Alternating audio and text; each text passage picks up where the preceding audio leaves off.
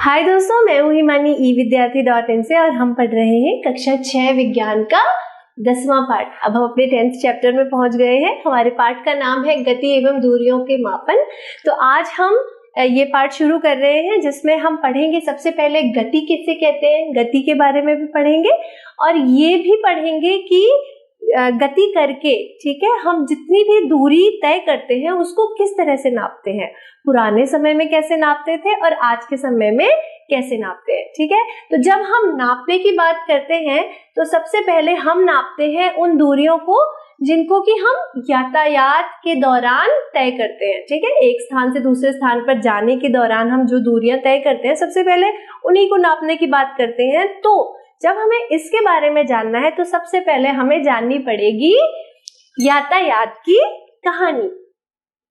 तो चलिए जानते हैं यातायात की कहानी कि कैसे मनुष्य ने आज जो यातायात का, ट्रांसपोर्ट का रूप हम देखते हैं, विकसित किया। ठीक है, तो अगर पुराने समय की बात करें, बहुत पुराने समय की बात करें, तो आदि मानव के काल में या उसके बहुत समय बाद तक भी, जब तक कि लोगों ने पशुपालन, कृषि, ठीक है, इस तरह की चीजें नहीं सीखी थी, कम्युनिटी लिविंग यानी लोगों के एक साथ में रहना, समूह में रहना नहीं सीखा था, ठीक है, प्रकृति के साथ सामंजस्य बनाकर रहना नहीं सीखा था, तब तक उनके पास यातायात के कोई भी विकसित साधन नहीं थे। ठीक है, तो प्राचीन काल में लोगों के पास यातायात के कोई साधन नहीं थे। आज तो आपके पास कितने यातायात के साधन है ना, बस है, ऑटो है, टैक्सी है, स्कूटी है, बाइक है, फिर बैटरी रिक्शा है, ऐसे करके बहुत सारे साधन हैं। ठीक है, ये तो सब नए साधन है। और अगर हम पुराने साधनों की बात करें तो घोड़ा गाड़ी, बैल गाड़ी, ठीक है, इसके अलावा लोग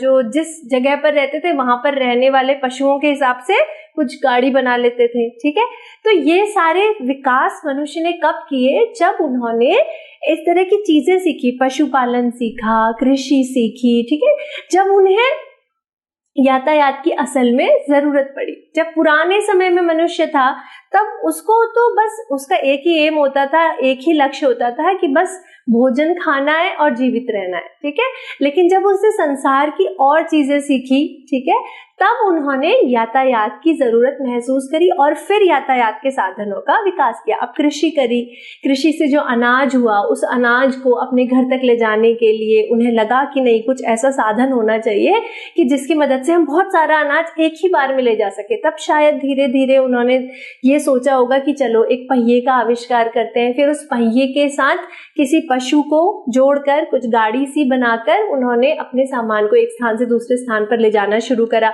फिर स्वयं भी इसी प्रकार उन्होंने यात्राएं शुरू करी। तो कैसे ये सब हुआ, आइए जानते हैं।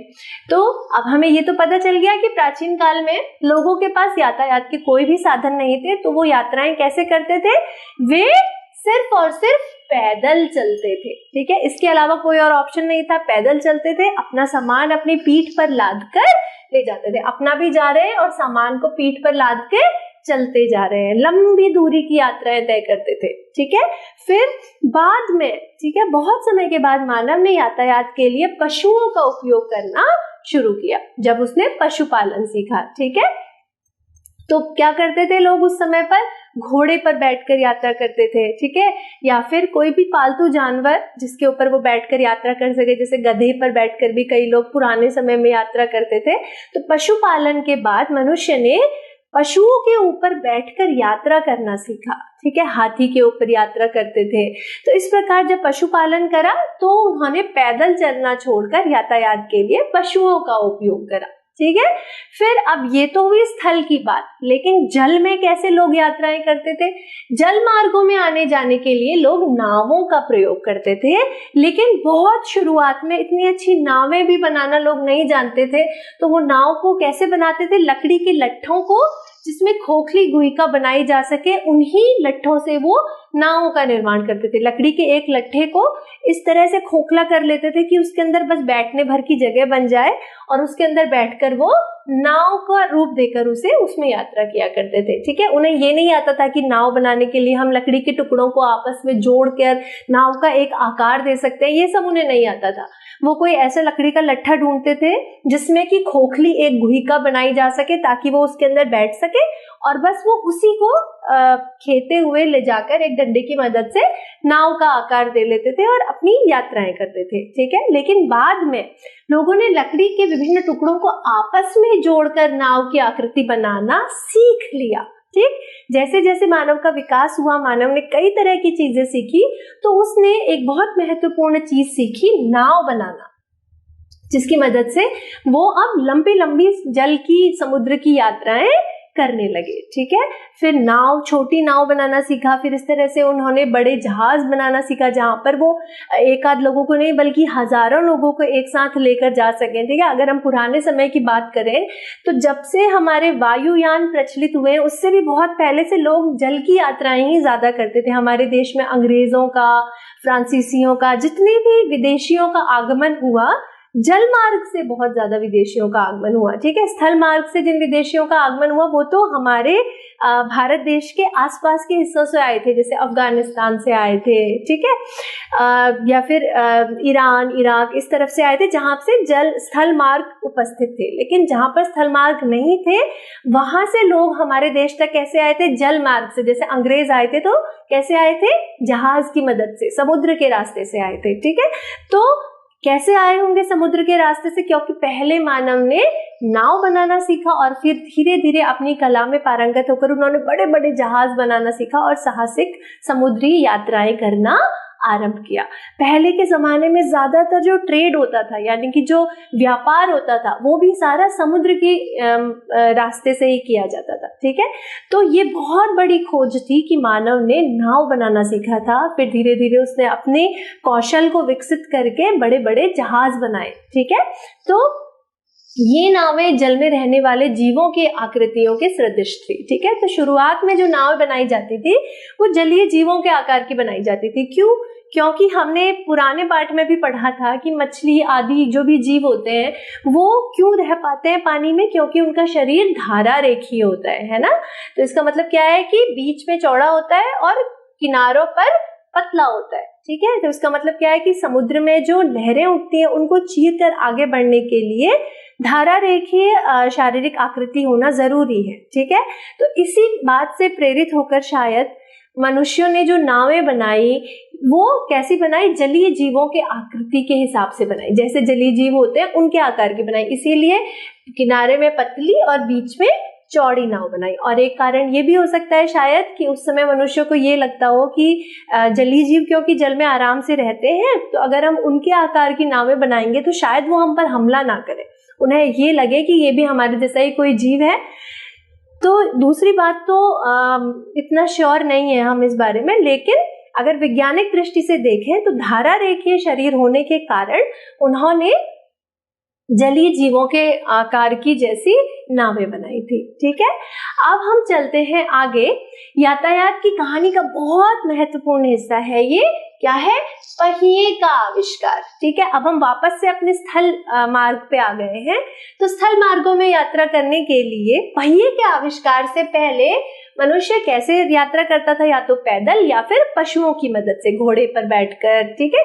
इस तरह से अलग अलग पशुओं पर बैठकर यात्राएं किया करते थे। लेकिन जब पहिए का आविष्कार हुआ तो यातायात प्रणाली में महत्वपूर्ण परिवर्तन आया। कैसे?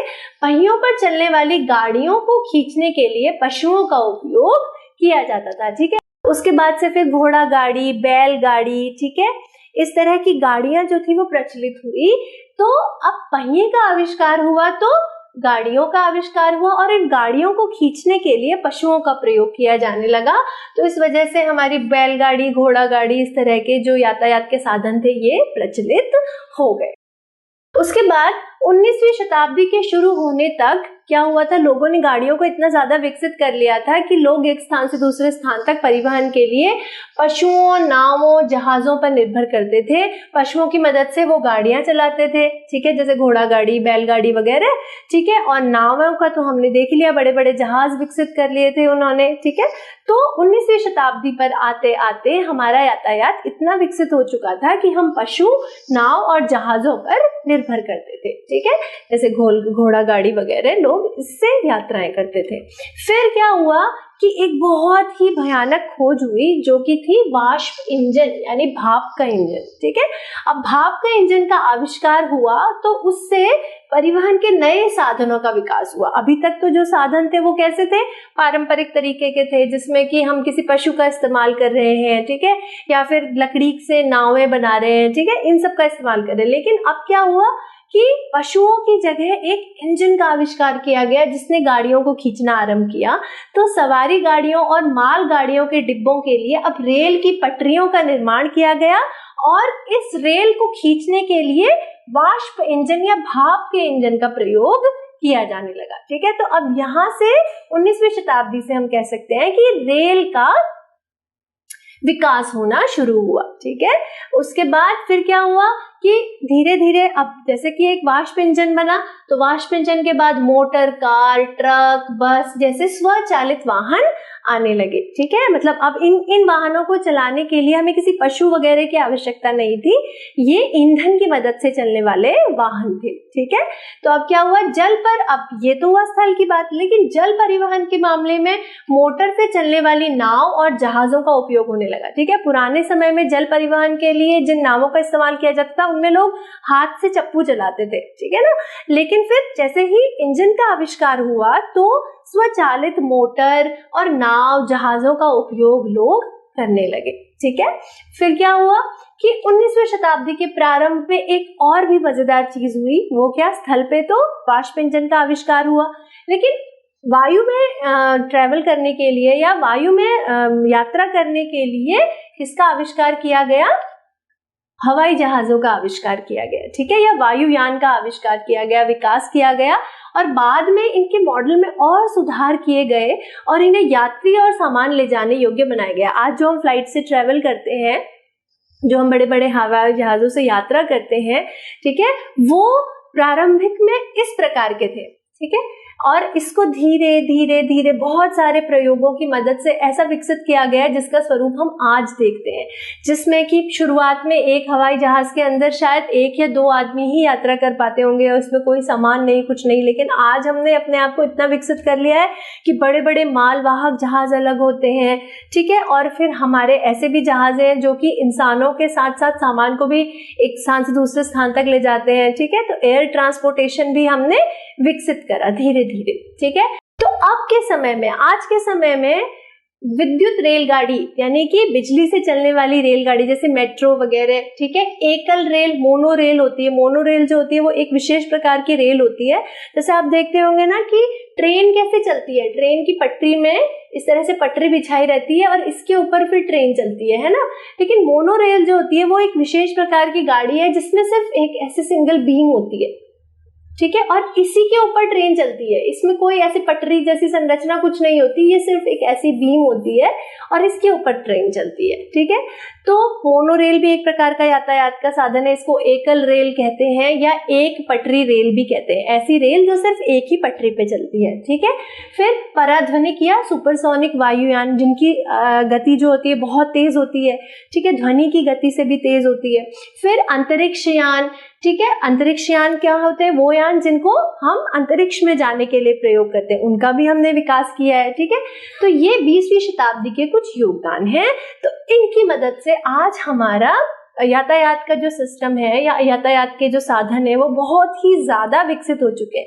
अगर हमें बहुत लंबी लंबी दूरियां भी तय करनी होती है तो हम क्या करते हैं, वायु मार्गों से, वायुयान की मदद से बहुत लंबी लंबी दूरियां कुछ घंटों में ही तय कर लेते हैं, है ना। तो इसका मतलब क्या है कि यातायात के इन साधनों के विकास की वजह से हमारे समय की बचत हुई है, ठीक है, और दुनिया का बहुत तेजी से विकास हुआ है। तो आज के इस वीडियो में हमने जानी यातायात की कहानी और अब अगले वीडियो में हम जानेंगे कुछ नया। तो चलिए अभी इस वीडियो को यहीं पर खत्म करते हैं। तब तक के लिए keep watching and please do subscribe. Thank you so much, bye.